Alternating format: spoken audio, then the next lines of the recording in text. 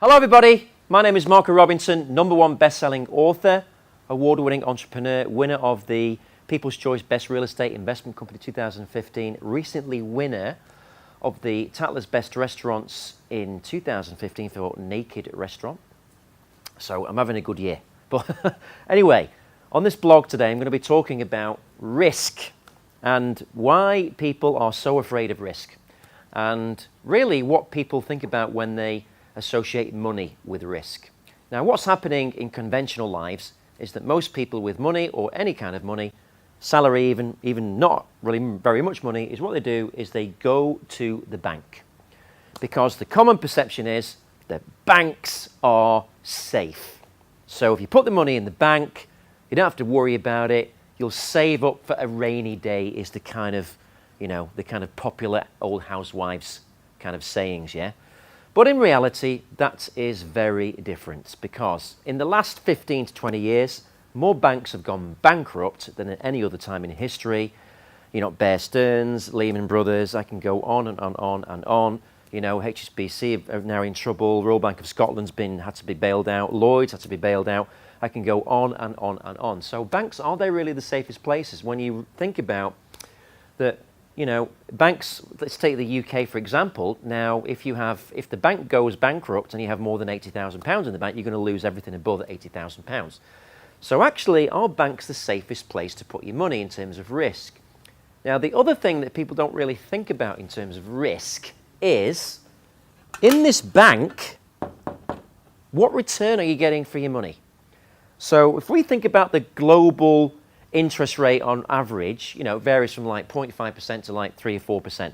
You're looking at getting a return of 1% in your bank account, your savings account. So if you put $10,000 into a bank account, every year you'll be delighted to receive an amazing figure.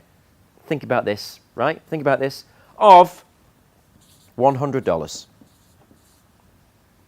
Now, the question here is, guys, is that money really working for you? The answer to that is definitely no. And the reason it's definitely no, because the rate of inflation or the cost of living is 4 to 5 to 6 to 7 times this right now in most countries in the world. And as you've probably noticed in the last few years, the cost of food has gone up, government service tax, VAT, all these things that we're paying extra for now just to live the normal life. We're paying 25 to 30% more than we were 5 years ago to live. So really, the value of this money is actually going down. In fact, in terms of risk, a bank is probably the worst place that you can put your money. Now, the other flip side to that is that you can get a credit card from a bank and you can spend on that credit card more money to enjoy a better lifestyle. The problem is you're going to be paying 20% interest to do that, and that's very high risk. So, everything to do with the bank, I am going to put in a category of high risk. So let's just write that down there.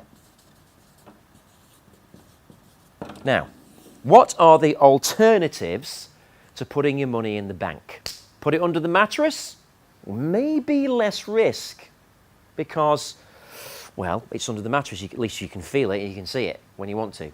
However, we think about stock market, we think about property, and we think about business. So these really are 4 things that people are continually thinking about of where to put the money.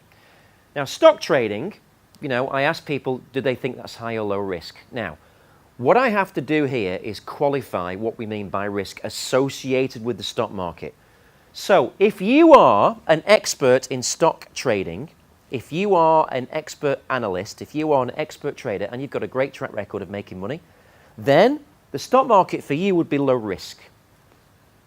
So basically, I'm qualifying these areas with how much knowledge you have on each of these disciplines.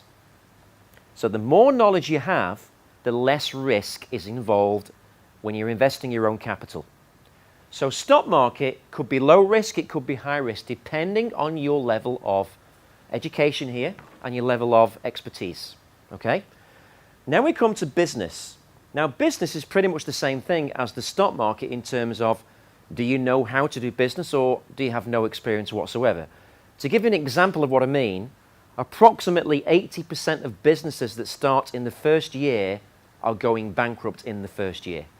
Because the people that are doing those businesses don't know really how to run a business. They only know how to be an employee. So they don't know how to sell, they don't know how to market, they don't know how to manage, they don't know how to do the accounts, they don't know how to do the tax, blah, blah, blah, blah, blah. They don't know how to manage people, lead people, they don't know how to capture orders, have stock. I can go on, the list is endless. So if you are not an expert in business or an entrepreneur in business, then that would be a very high risk to put your money into. Then, the last thing on this board really is property. Now, I would say out of all these 4 areas that property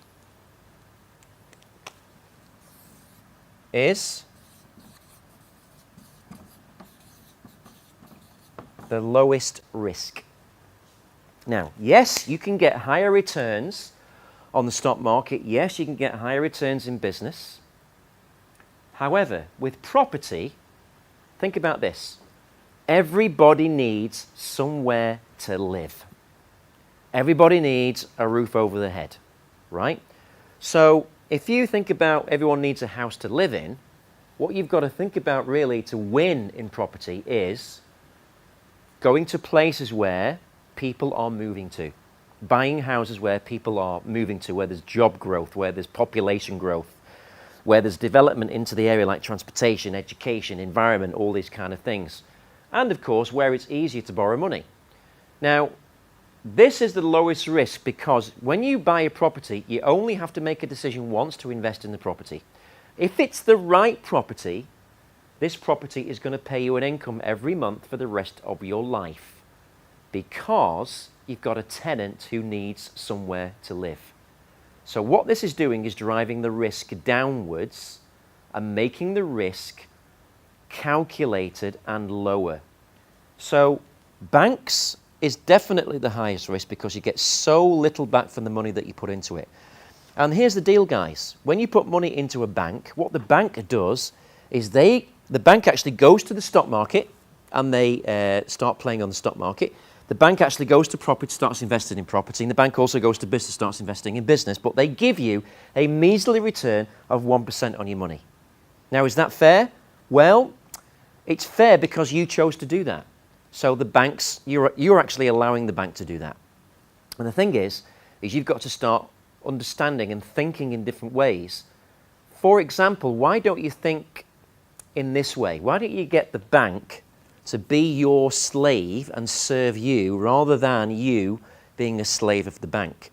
What I mean is that when you invest in property, for example, what you can do is you can borrow against that property from the bank. Now, this is a way of leveraging your money. So you can put $10,000 into a property. You can borrow another $90,000. You can buy a $100,000 property and you can get a rental return of, say, 10 to 12% on that money. So the money that you're putting into it, you're getting a return cash on cash of even more than 10 and 12%. Plus, you're actually able to capture a property, and when the property goes up in value, you can borrow against the property again, leverage, and get more income from that property. So this is why I love investing in real estate, because it gives you an income and you don't have to analyze it all the time like you do in stock trading or business.